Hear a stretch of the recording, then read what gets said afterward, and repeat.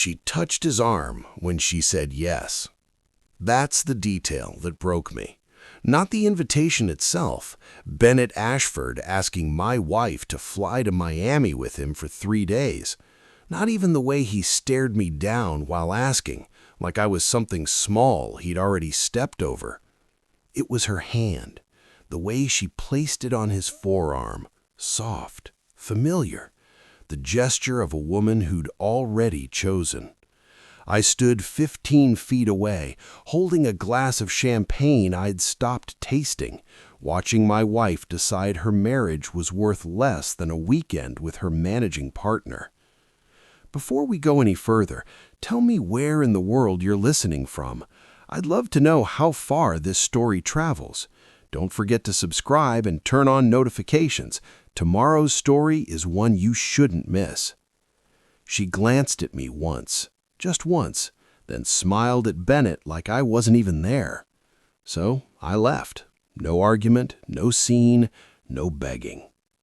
What Meredith didn't understand, what she wouldn't understand until it was far too late, was that I'd been preparing for this moment for 14 months. My name is Grant Holloway. I'm 49 years old, and I've spent 22 years married to a woman who slowly stopped seeing me. I'm a digital forensics consultant. I spend my days uncovering hidden data, tracing deleted files, finding the things people thought they'd buried forever. Ironic, isn't it? I could uncover anyone's secrets, except I couldn't make my own wife notice I was disappearing. The gala was at the Whitmore Hotel in downtown Richmond. Crystal chandeliers, open bar, the kind of event where everyone pretends their lives are perfect while nursing wounds no one talks about. I watched Meredith work the room for an hour before Bennett approached her. She was good at it, the networking, the charm, the easy confidence that made people want to be near her. That confidence is what drew me to her 22 years ago. Back then, she aimed it at me. Now, I was just the husband who showed up to these things, background noise, someone to hold her clutch while she shook hands with people who mattered more than I did. Bennett Ashford, 53, managing partner at her architecture firm, the kind of man who wore power like a cologne, subtle enough to seem natural, strong enough that everyone noticed. I'd met him 4 times before tonight. Each time, something about the way he looked at Meredith made my chest tighten. Not jealousy exactly, recognition. The recognition of a man who already knows he's lost. After she said yes, after she touched his arm and smiled, I set my champagne glass down gently. The crystal barely made a sound. I walked through the lobby alone. My footsteps echoed on the marble. Nobody followed me. I sat in my car in the parking garage for 11 minutes, hands on the steering wheel, engine off, breathing slowly. The rational part of my brain, the forensics analyst, the man who built his career on evidence and preparation, was already working.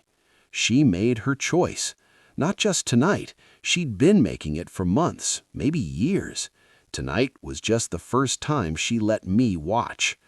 My phone buzzed. Text from Meredith.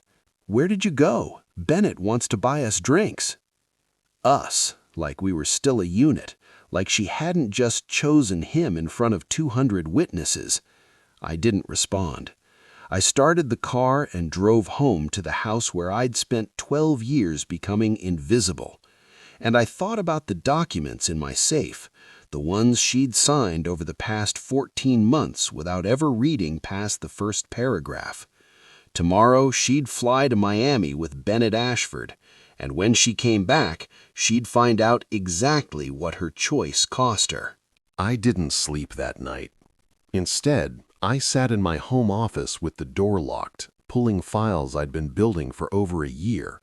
The laptop screen glowed in the darkness as I reviewed every document, every signature, every carefully constructed piece of the architecture I'd designed. 14 months of preparation, all of it legal, all of it airtight. It started the night I found the first text message. I wasn't snooping, Meredith had left her phone on the kitchen counter while she showered, and a message lit up the screen. Bennett's name. 3 words that changed everything. Thinking about you. That's all it said. But I know how affairs begin. They don't start with hotel rooms and lipstick on collars. They start with thinking about someone you shouldn't be thinking about.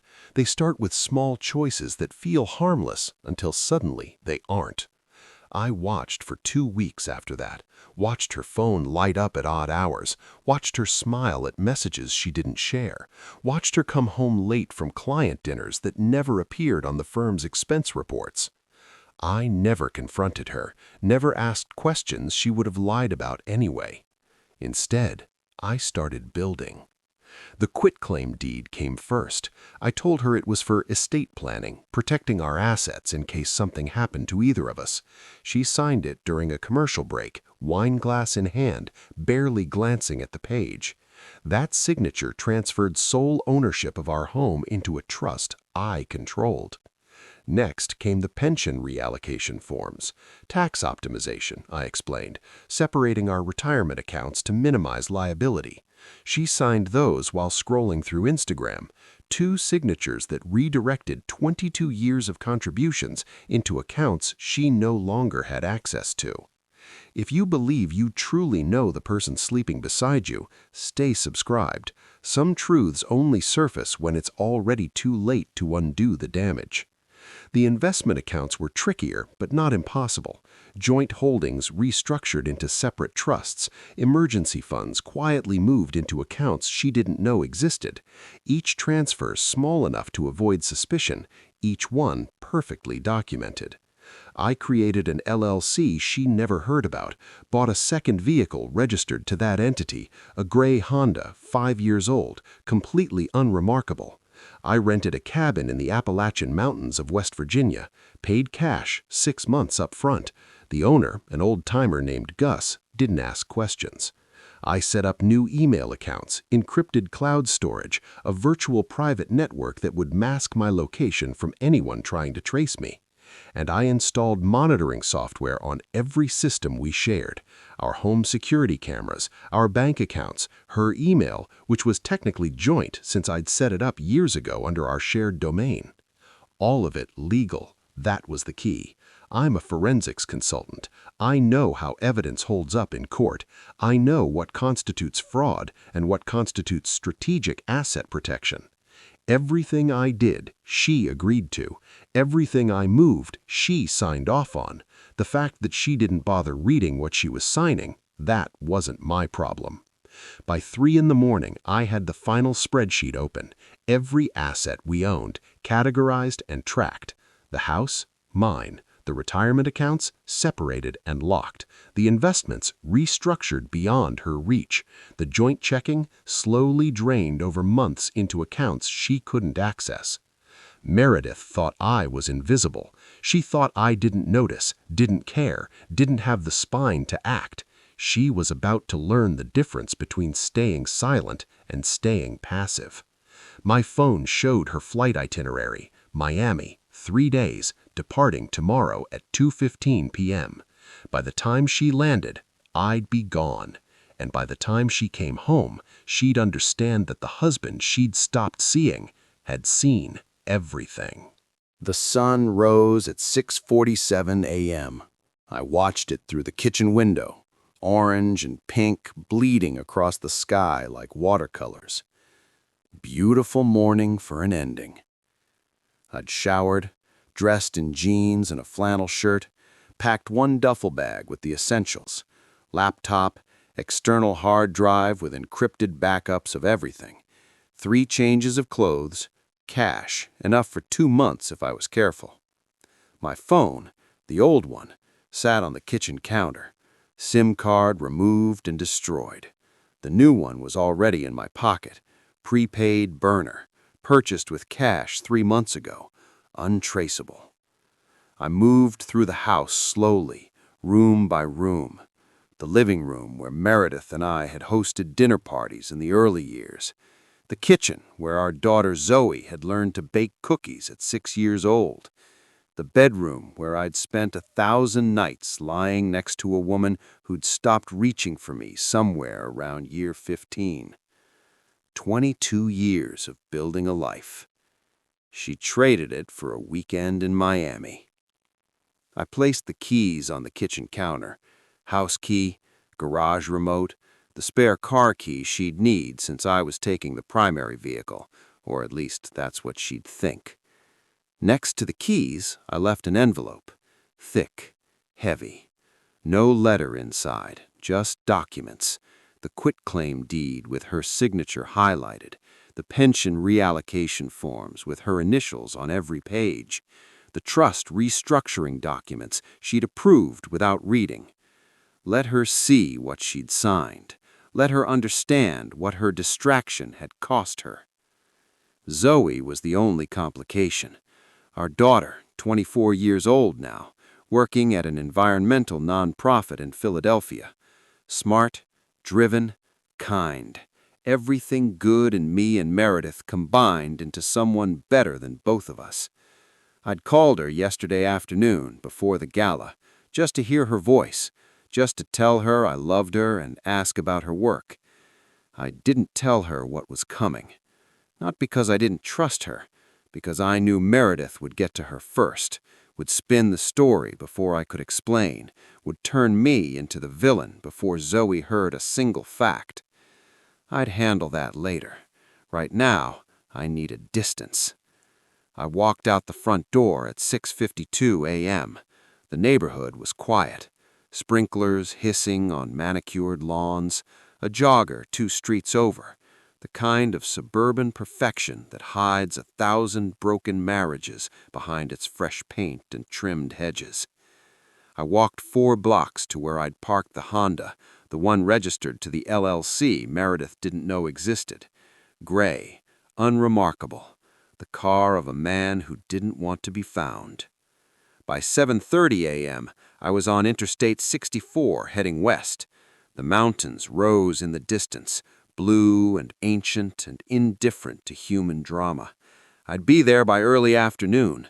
The cabin, the silence, the space to figure out who Grant Holloway was now that he wasn't a husband anymore. My new phone buzzed once, calendar reminder I'd set for myself. Day 1. I merged into the fast lane and pressed down on the accelerator. In my rearview mirror, Richmond shrank until it disappeared entirely. Meredith's flight to Miami would leave in 7 hours. She'd spend 3 days with Bennett, doing whatever they were going to do, and when she came home, expecting to find her stable, invisible husband waiting like always, she'd find nothing but documents and silence. Let her wonder, let her panic, let her finally feel what it's like to reach for someone who isn't there. I didn't look back. I was done looking back. 3 days later, I sat on the porch of Gus's cabin, watching my old life collapse on a laptop screen. The cabin was small, 2 rooms, wood stove, no cell signal unless you walked half a mile up the ridge. The kind of place where a man could disappear and nobody would think to look. Gus had handed me the key without questions. Weathered face, flannel shirt, eyes that had seen enough trouble to recognize it in someone else. He'd taken the cash, nodded once, and left me alone. That's all I wanted, to be alone, to watch from a distance as Meredith finally understood what she'd done. The monitoring software I'd installed months ago gave me access to everything. Home security cameras, bank account alerts, her email, technically joint, technically legal. I wasn't hacking anything.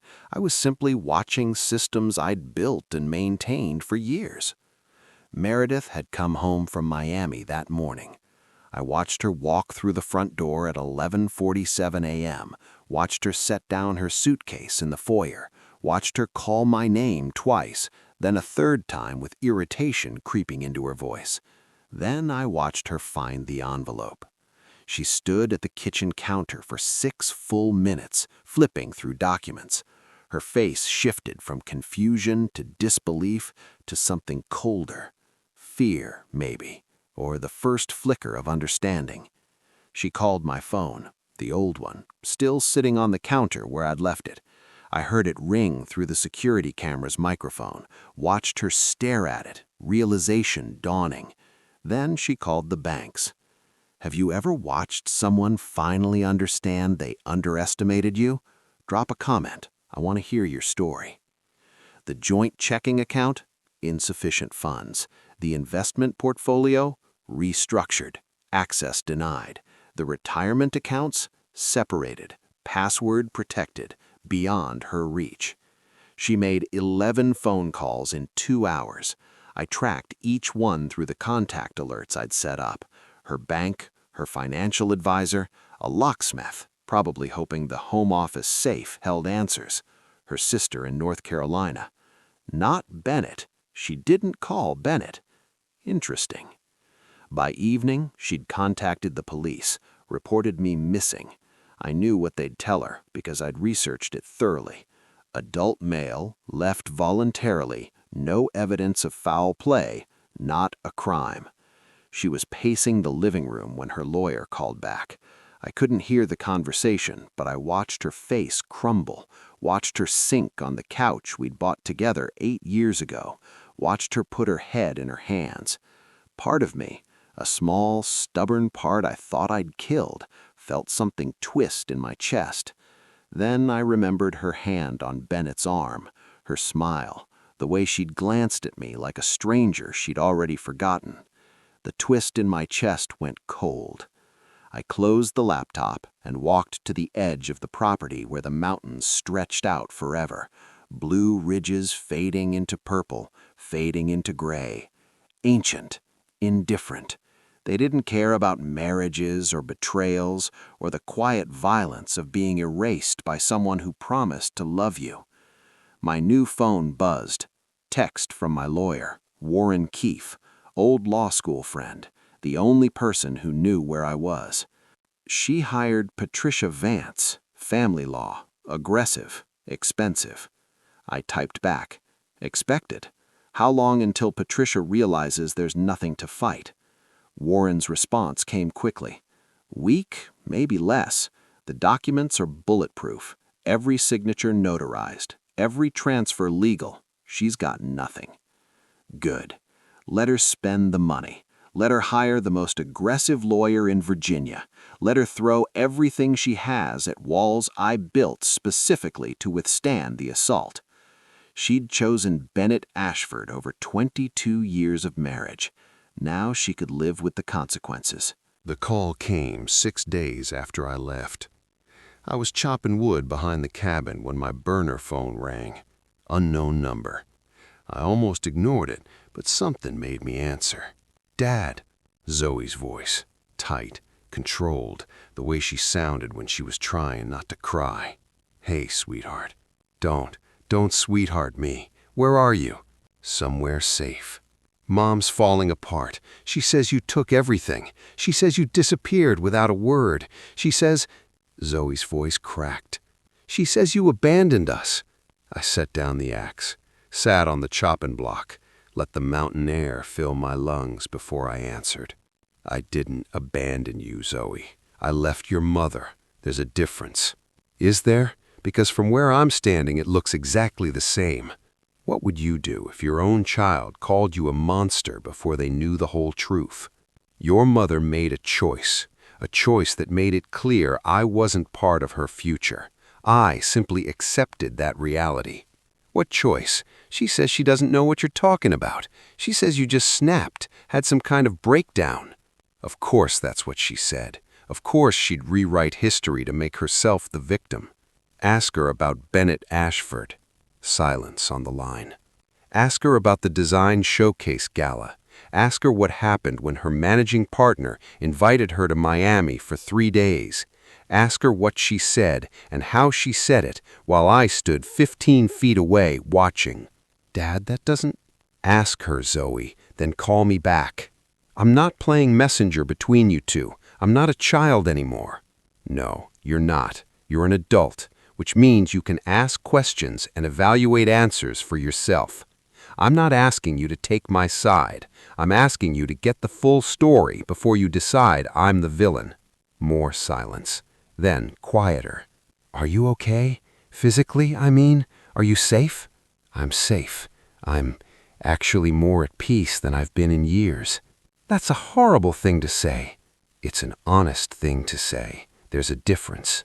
I heard her breathing, heard the war happening inside her, loyalty to her mother, confusion about her father, the desperate need for this to make sense.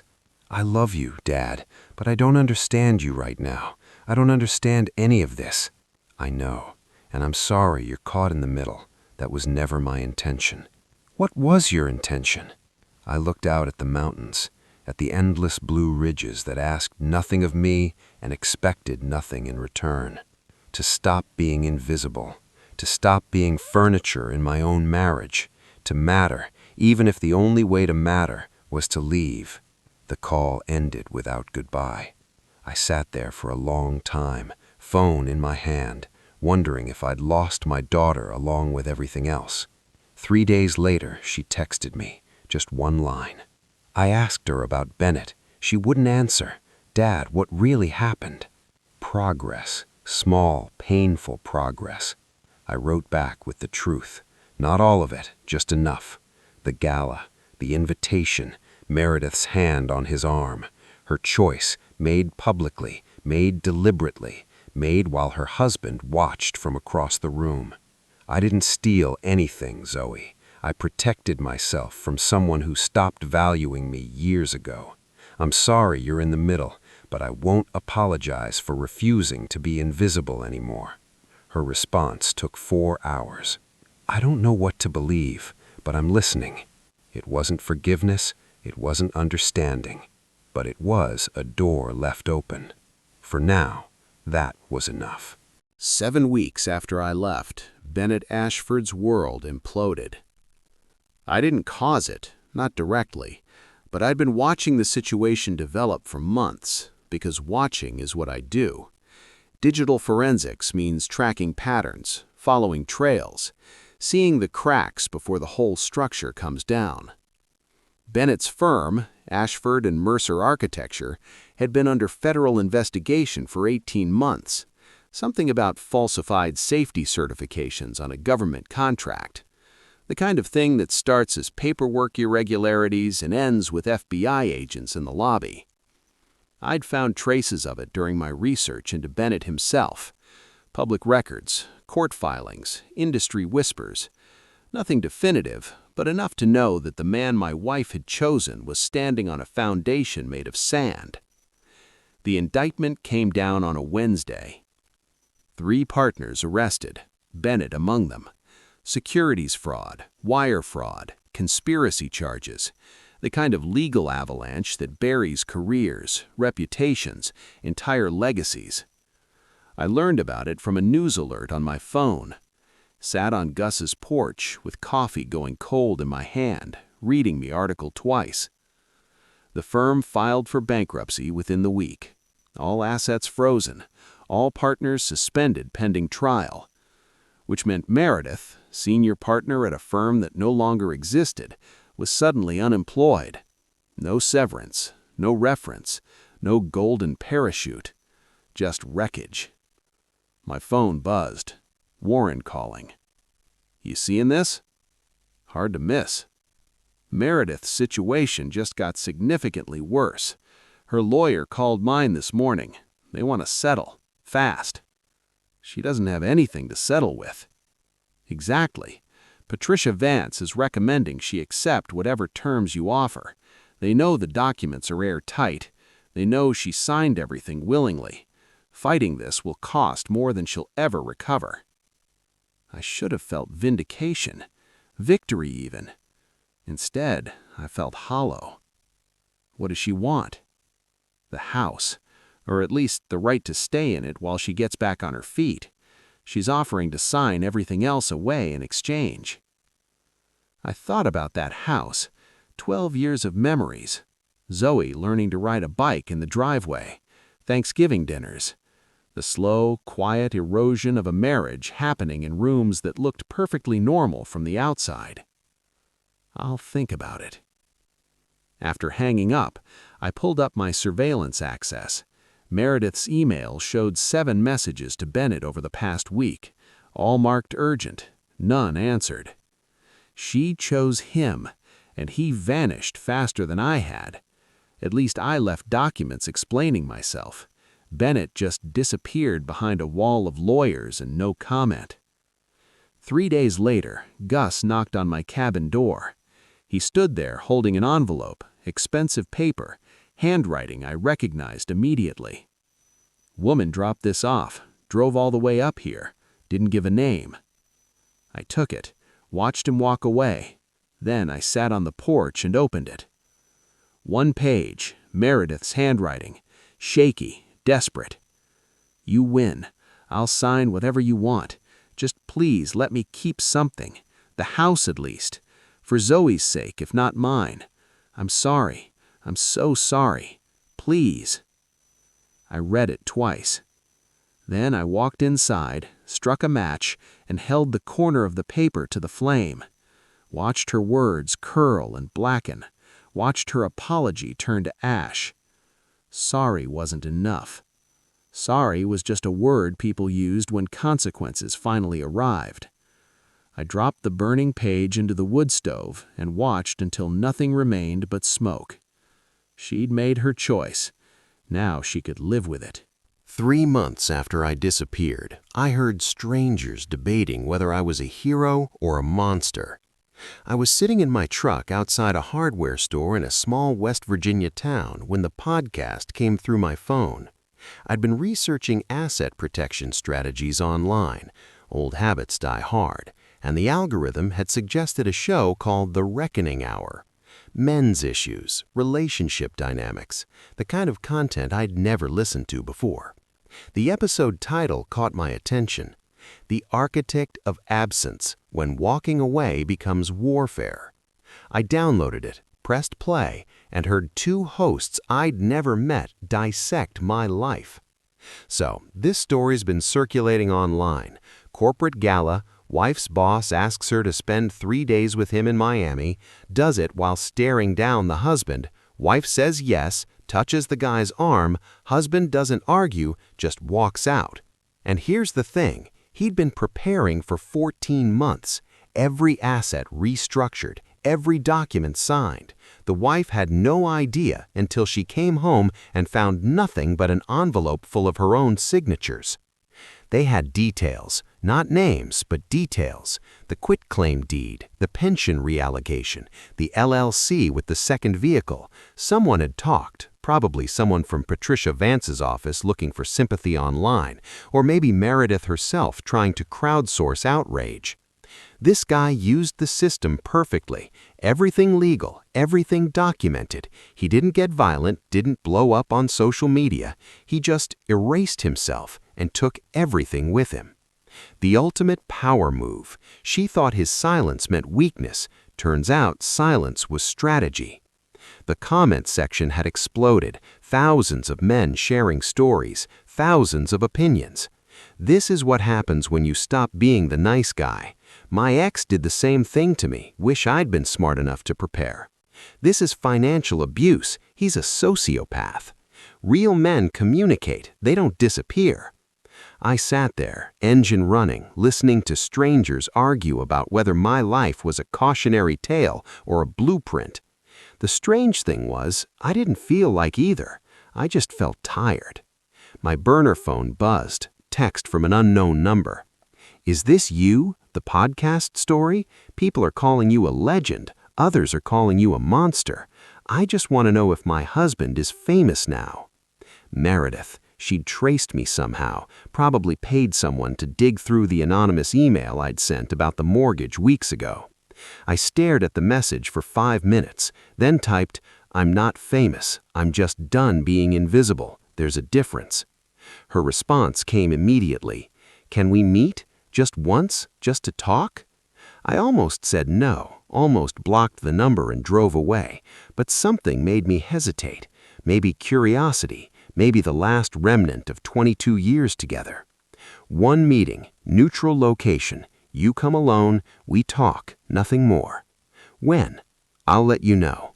I didn't set a time because I wasn't ready. Maybe I never be ready, but at least now the possibility existed. Not reconciliation, not forgiveness, just two people who used to know each other trying to understand how everything fell apart. The podcast was still playing. One of the hosts was reading comments aloud. Here's one: "This man did what millions of us wish we had the courage to do." And another: "He's not a hero, he's just someone who finally respected himself enough to leave." That second one landed. Respected himself. Maybe that's what this was really about. Not revenge, not punishment, just refusing to accept being treated as optional anymore. I turned off the podcast and drove back toward the cabin. Gus's words from weeks ago echoed in my head, something he'd said one evening when he'd found me staring at the mountains. "You're running. Question is, are you running from something or towards something?" I hadn't answered then, but sitting in that truck, listening to strangers debate my existence, I started to wonder if maybe it was time to figure that out. The meeting happened 4 months after I left. Meredith traced me through the anonymous email I'd sent about the mortgage. She'd hired a digital investigator, ironic given my profession, and he'd found enough breadcrumbs to lead her to West Virginia. She drove 6 hours from Richmond, showed up at Gus's property unannounced. I was splitting wood behind the cabin when her car pulled up the dirt road. She got out slowly, like she was approaching something dangerous. Maybe she was. "Grant." Her voice was smaller than I remembered. I set down the axe, wiped sweat from my forehead. "Meredith?"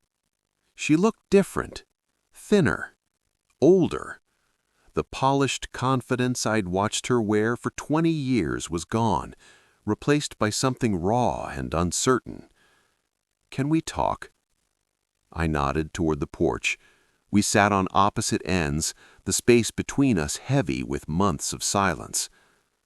"I've been trying to find you for weeks, since the podcast, since everything. And now you have. Are you going to keep punishing me forever?" "I'm not punishing you. I'm just living my life somewhere you're not." Her jaw tightened. "I came here to ask you to stop. Please, I've lost everything. My job, my savings, my reputation. Bennett won't even take my calls. The internet calls me a cautionary tale. Isn't that enough?" "This isn't about enough, Meredith. This is about making sure people understand what happened from someone who was actually there. I was there too." "Were you?" I turned to face her fully. "Because from where I stood, you weren't present in our marriage for years. You were physically there, but emotionally, you checked out a long time before that gala." She looked away, composure cracking. "I made a mistake, one mistake. I said yes to a trip that meant nothing." "That trip was just the visible part. What about the hundreds of nights you chose work over me? The anniversaries you forgot? The conversations where you looked through me like I was glass?" I paused. "Meredith, you didn't make a mistake that night. You revealed a pattern that had been there for years. So you're punishing me forever?" "I'm not punishing you. I'm just not protecting you from consequences anymore. There's a difference. Is refusing to save someone the same as hurting them, or is it just the cost of finally being visible?"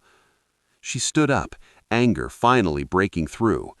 "You know what? Maybe I did take you for granted. Maybe I did prioritize my career, but you could have said something. You could have fought for us instead of planning your escape like I was some hostile acquisition."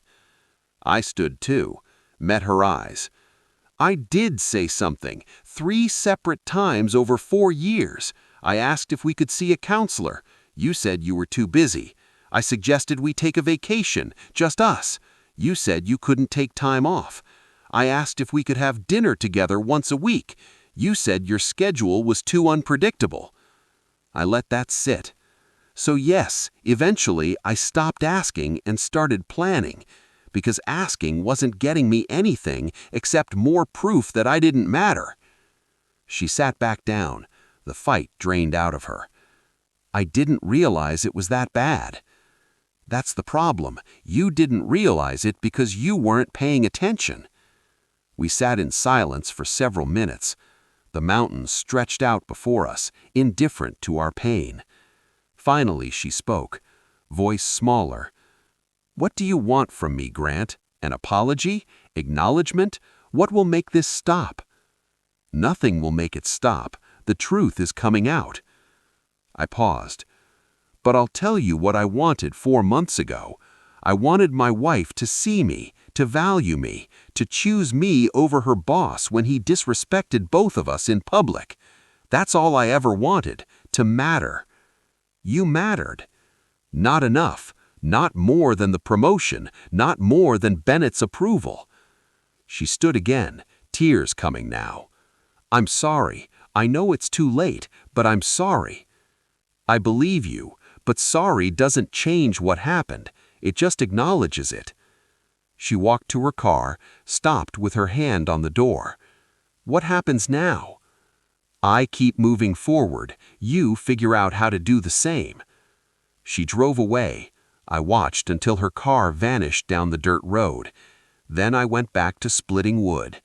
Each swing felt like cutting away another piece of the past, building something new from the wreckage. 8 months after I left, everything changed. It started with a phone call from Zoe. "Dad." Her voice was steady, calm, the voice of someone who'd spent months thinking and had finally reached a decision. "I need to tell you something." "I'm listening." "I'm changing my last name, dropping Mom's maiden name from the hyphen, just Holloway now." I sat down slowly on the cabin's porch steps. Zoe had been Zoe Holloway Pierce since birth, honoring both families. This wasn't a small gesture. "Zoe, you don't have to do that." "Yes, I do. Not because I hate Mom, but because you were the parent who showed up. Every soccer game, every school play, every time I needed someone, you were there. She was at work." She paused. "I'm 24 now. I'm finally seeing clearly what you saw years ago. Your mother loves you." "I know she does, but loving someone and being present for them aren't the same thing. You taught me that, not with words, with actions." After we hung up, I sat on that porch for an hour, watching the evening settle over the mountains. My daughter had chosen me, not because I'd asked her to, not because I'd manipulated her, because she'd watched everything unfold and made her own judgment. The book deal had come through 3 weeks earlier. A literary agent named Priscilla Webb had reached out after finding my story through the podcast discussions. She was direct, professional, no nonsense. "I'm not interested in a revenge memoir. I'm interested in truth. Men are struggling with feeling invisible in their relationships. You're not unique in that experience. But the way you handled it, the preparation, the legal precision, the refusal to explode, that's what makes this compelling. What if Meredith fights it? She can't stop you from telling your story. As long as it's truthful and you're not violating any agreements, you have every right to publish. And if it makes things worse for her." Priscilla paused. "Mr. Holloway, your wife made you a character in her story when she chose Bennett Ashford before 200 witnesses. You're just reclaiming authorship." The deal came together fast. 6-figure advance, publication in 10 months. Title: The Architecture of Absence, When Silence Becomes Strategy. I should have felt triumphant. Instead, I felt exposed. Writing meant revealing everything: the planning, the pain, the calculated dismantling of a life I'd spent 22 years building. It meant Zoe would read it, my parents would read it, Meredith would read it. But Gus's words kept echoing. He'd said them one night when he'd found me staring at the fire, whiskey in hand, lost in thought. "You're moving towards something now. I can see it in your face. Question is, do you know what it is yet?" Maybe this was it. The book. The truth. Not hiding anymore. Just standing in the light and letting people judge however they wanted. I called Zoe before signing the contract. "I'm writing a book about the marriage. about what happened. I wanted you to hear it from me first. Silence. Then, will you let me read it before it's published? Every word. Then, okay. But Dad, when this comes out, you can't hide anymore. You'll have to face everything you've been running from. I know. I'm ready. After hanging up, I opened my laptop and started writing. Not the full manuscript yet, just notes. Memories of the marriage before it broke. The good years, the slow erosion, the moment I realized I'd become invisible. Gus knocked on my door that evening, saw me surrounded by papers and coffee cups. Working or obsessing? Writing a book. He nodded approvingly. That's moving forward. Just make sure you're not only explaining the past, make sure you're building something new. What does that look like? Gus shrugged. Hell if I know, but I'd start by asking yourself what you want, not just what you're running from. I looked out at the mountains, at the endless ridges that asked nothing and expected nothing. I wanted to be seen, really seen, not as a paycheck, not as stability, not as furniture, as a person with value, with worth, with something to say. The book would do that. But more than that, I needed to figure out who Grant Holloway was now. Not the husband, not the ghost, not the man that disappeared. Someone new, someone whole. 2 years and 3 months after I walked out of that ballroom, I sat on a bench in a Richmond waterfront park waiting for my wife to sign our divorce papers. Former wife, almost former. The paperwork would make it official. Meredith arrived 10 minutes early. She walked toward me slowly, hands wrapped around a coffee cup, looking smaller than I remembered. Not physically, just less certain, less armored. The woman who'd commanded boardrooms and climbed corporate ladders now moved like someone who'd learned what gravity really meant. Grant? She sat on the opposite end of the bench. Meredith. We watched the James River flow past for a moment. Joggers passed by, a family fed ducks near the water's edge, the world spinning like nothing had ever happened. Thank you for coming. You said you wanted closure, real closure. I figured we both could use it. She nodded slowly. I've been in therapy, real therapy, not just venting to friends. My therapist helped me understand something. She paused. I was using work to avoid dealing with us. Every promotion, every late night, every time I chose the office over home, I was running from intimacy. Why? Because intimacy requires vulnerability, and I was never good at being vulnerable. Being in control felt safer than being a wife who might get hurt. She looked at me. I protected myself right out of my own marriage. I let that sit. 2 years ago, those words might have changed everything. Now they just confirmed what I'd already understood. I wish you'd figured that out before. Me too. Her voice cracked slightly. I read the book, every word, 3 times. And? You were right, about more than I wanted to admit. She took a breath. I'm sorry. Not sorry I got caught. Sorry for what I did. Sorry for treating you like furniture. Sorry for not seeing you when you were standing right there. Those words, the ones I'd needed 2 years ago, landed differently now. Not healing, exactly. Just acknowledgement. Just truth, finally spoken. Thank you. That means something. Zoe talks about you all the time. The book, the speaking engagements. She's proud of you. She should be. I smiled slightly.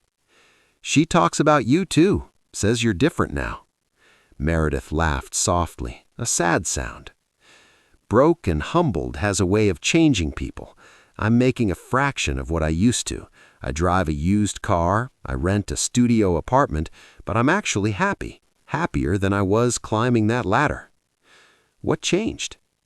I stopped measuring my worth by my title, started measuring it whether I could look at myself in the mirror without flinching. We sat in comfortable silence for a few minutes. The river kept flowing, the world kept turning. Finally, Meredith pulled an envelope from her bag and handed it to me. "What's this?" "Final divorce papers. I signed everything. No lawyers, no fight, no drama.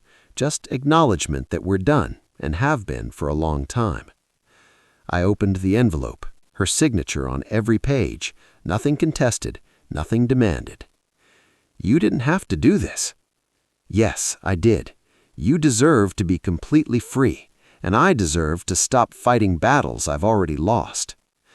I signed the papers there on that bench, the river as our witness.